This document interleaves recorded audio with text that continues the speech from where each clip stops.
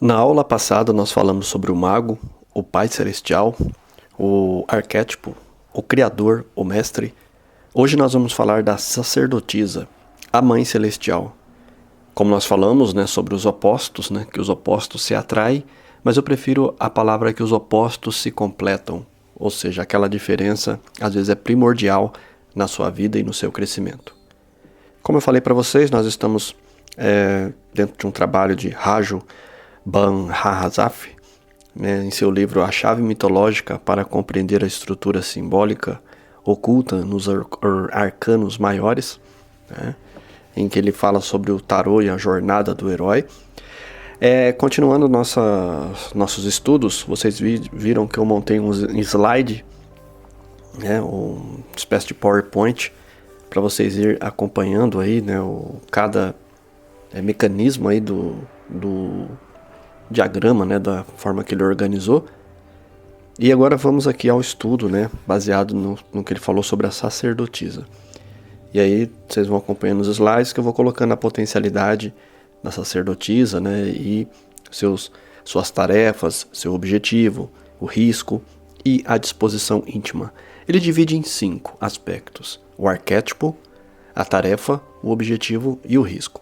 E a disposição íntima. Fica até o final que a gente vai falar também sobre isso, embora eu esteja passando aí nos slides para vocês. Vamos lá então. Como polo oposto ao mago, a sacerdotisa personifica o princípio passivo e receptivo. Ela simboliza a disposição paciente de deixar-se conduzir e de esperar pelo momento certo para reagir a um impulso. Como ela sabe que todas as coisas têm seu tempo, ela consegue deixar as coisas acontecerem sem interferir apressadamente em seu curso. Assim, a carta é a expressão da confiança da nossa voz interior, que nos indica determinado caminho e sempre nos diz a forma digna de confiar quando e onde devemos agir. A sacerdotisa está sentada entre 2 colunas abertas para cima, símbolos de sua disposição receptiva. É engraçado, gente, que vocês já perceberam que essas 2 colunas estão presentes também no símbolo da maçonaria, onde há 2 colunas. Para quem conhece os símbolos aí, vai interpretar o que eu estou falando. Elas trazem a letra B e J, de acordo com o relato bíblico do primeiro templo de Jerusalém. Pessoal, o primeiro templo de Jerusalém é considerado o templo de Salomão, que Salomão constrói este templo. Veja como tem uma ligação aí, com estas linhas ocultistas, diante do qual o rei Salomão mandou erigir 2 colunas que receberam o nome de Boaz e Joaquim. Na 2 Crônicas, 3º capítulo, versículo 17, e o primeiro livro de Reis, o capítulo 7 e 21. O significado original dessas 2 colunas e dos seus nomes não é conhecido. Gente, não é conhecido aos leigos, aos ocultistas, ao pessoal dessas ordens, isso não é oculto, Eles conhecem o significado. Não obstante, tenha-se especulado bastante sobre ele. As 2 colunas encontram seu lugar principalmente na maçonaria. Na carta do tarô, uma delas é preta e a outra é branca, representando assim a polaridade primordial, como entre a luz e trevas, dia e noite, verão e inverno. Como eu falei na aula passada, na próxima aula nós vamos falar dos 2 arquétipos juntos, E estamos também colocando algumas palavras que eu coloquei no mago na aula passada, Como o homem é o sol e a mulher é a lua.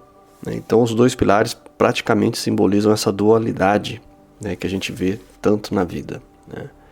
Continuando. Uma delas é preta, outra é branca, representando assim a polaridade primordial, como entre luz e trevas, dia e noite, verão e inverno, consciente e inconsciente. O trono da sacerdotisa fica no centro dessa polaridade, porque ambos os lados têm grande significado para ela. Ela não separa nem avalia, porém sabe que a união dos 2 polos resulta no todo. Quem os reduzir a opostos não só perderá a unidade original, como também encontrará a unilateralidade em vez de clareza. Diante desse segundo plano, seria consequente ler as letras B e J, também Baal e Javé. Baal era o consorte da poderosa rainha do céu cananita, Astarte, cujo culto era lunar, portanto, o culto noturno, ao passo que Javé, Jeová, o Deus do Antigo Testamento, era adorado como um Deus de luz, que, como todas as suas atividades patriarcais de preferência, combatia as forças das trevas. Nessa carta, ambas as forças têm igual valor, porque ambíguo, mais profundo e ao mesmo tempo o mais elevado. Todas as separações hostis entre luz e trevas, bem e mal, Deus e diabo, vida e morte, são falsas porque estão distante da realidade. No íntimo, conhecemos a totalidade, que só é alcançada quando luz e trevas celebram seu casamento, além de todas as limitações e valorizações. Essa intuição, esse conhecimento profundo, na unidade abrangente, é a sabedoria do útero, que é personificada pela sacerdotisa, e que é expressa pelo fato de o rolo da Torá, a lei divina, estar em seu colo. Ela não acredita literalmente nos textos, porém sente o verdadeiro sentido por trás de tudo o que é dito, como Maria, de quem se conta maravilhosamente em uma história de Natal. Maria conversa com todas essas recordações e meditava em seu coração. O Lucas capítulo 2, versículo 19. É mesmo expresso pela sua coroa e que se vêem as 3 fases da lua crescente, cheia, minguante, e que acentua, além de sua natureza cíclica, também a consciência lunar representada por esta carta. A luz direita da lua não permite que se vejam as coisas com a mesma clareza e nitidez como a luz do sol, mas, em troca, possibilita visões de âmbitos de sombra que fogem à consequência solar, porque somem imediatamente com o aparecimento do sol. Assim, a sacerdotisa representa o mundo dos sonhos, os sentimentos das sensações que podem intuir as correlações. Ela é a fonte da inspiração mais profunda que brota tanto mais viva quanto mais decresce nossa consciência diurna, encontrando-se assim em estado crepuscular. Pessoal, a grande questão, quando eu falei sobre aquele filme, né, que eu tenho até um vídeo aqui no canal, que fala sobre justamente esse encontro do fim do dia com o começo da noite, que é um momento em que se é mais apropriado orar, segundo os antigos místicos, né? Porque é como se a luz e a treva se encontrasse, se misturasse e naquele espaço de tempo fosse uma coisa só. Ou seja, fazendo uma ligação entre a luz e as trevas, né? E a escuridão. Então os antigos diziam que orar nesse momento é o melhor horário para tal, né? Vamos dizer assim. Nesse último pedaço aqui do que a gente leu juntos, eu queria só salientar uma coisa para vocês sobre a questão da lua, né? Eu fiz os vídeos aqui da Conhecimento Andino e eu deixei claro para vocês que a chacana, ela também era uma forma de você estabelecer o ciclo lunar. E aqui ele estende esse conhecimento mostrando para a gente que a luz é a clareza, né? Você vê as coisas, né? Mas há momentos da vida em que a luz, como ele citou aqui, pode ser a luz crescente, a luz minguante. Então, cada tom de luz pode simbolizar um estado de consciência, uma forma de você... Porque o que acontece é o seguinte, você querendo ou não, você vive essas fases de consciência ao longo da vida. Há momentos da vida que você vê claramente os problemas, você vê claramente as coisas. Há momentos da vida que você não consegue enxergar claramente. E você não sabe exatamente como e a melhor forma de fazer as coisas acontecerem, você se vê travado, a coisa não anda e você não sabe por quê. Você não entendeu que mesmo a sua vida, a minha, a sua, ela é cíclica. Ou seja, ela tem fases e a gente tem que respeitar essas fases. Você já viu aquela frase seguinte? A pessoa está subindo, né, carregando um monte de peso a escada e alguém diz assim: está difícil? Sim, está difícil. Então pare e descanse, mas não desista. Olha que bonito.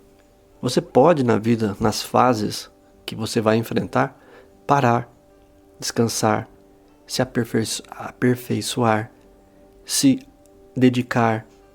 E dali em diante é como um descanso, depois você continua. Você não pode somente desistir. Nós falamos muito de arquétipos poderosos, arquétipos fortes, justamente são aqueles que sempre trazem para você: não desista, não pare, ou seja, descanse. É natural, você vai cansar, a vida não é fácil, mas desistir é para os fracos. Agora vamos às palavras-chave, como eu falei da carta, né, da sacerdotisa, e a gente faz um pequeno fechamento aqui. Lembrando que na aula que vem a gente vai juntar os dois, tá? O mago e a sacerdotisa, os opostos, né, se atraindo. Sacerdotisa, arquétipo, a rainha do céu. Qual é a tarefa deste arquétipo? Esperar pacientemente por um impulso interno ou externo, pelo momento certo, ser receptivo, ser um eco, manter-se à disposição. Gente, isso aqui é muito importante. Manter-se à disposição as pessoas falam de sorte, oportunidade, mas quantas vezes a sorte e a oportunidade passa por pessoas que não estavam à disposição da sorte, não estavam receptivos? Porque quando a gente fala aqui esperar pacientemente por um impulso interno ou externo, porque você nunca sabe se vai ser um pensamento seu ou um pensamento externo que vai trazer às vezes a solução para os seus problemas, mas virá no momento certo. Se você não ser receptivo, como diz aqui a tarefa, como é que você vai manter-se à disposição? Tem que ter uma certa recepção, estar pronto para que aquilo que quando acontecer, seja um amor, seja uma oportunidade de dinheiro, seja um momento de alavancar sua vida, de mudar, trazer mudanças. Entenda, você tem que ter essa tarefa na mente. Você quer incorporar o arquétipo da sacerdotisa, a rainha do céu? Aprenda a esperar. Aprenda a estar aberto a quando acontecer esse momento, você usá-lo da melhor forma. Quantas pessoas ficam colocando, né, barreiras, né? E uma vez uma mulher falou assim, né, que não sabia se namorava aquela pessoa ou não, porque ele ganhava menos do que ela. E aí o outro olhou assim e perguntou assim: mas ele é vagabundo? Não, ele é muito esforçado. Então o que está faltando na vida dele é só o impulso certo. Ou seja, o momento certo, a coisa certa vindo para um homem trabalhador e esforçado. Quanto ele ganha não é importante, mas o quanto aquele cara pode fazer com a oportunidade certa.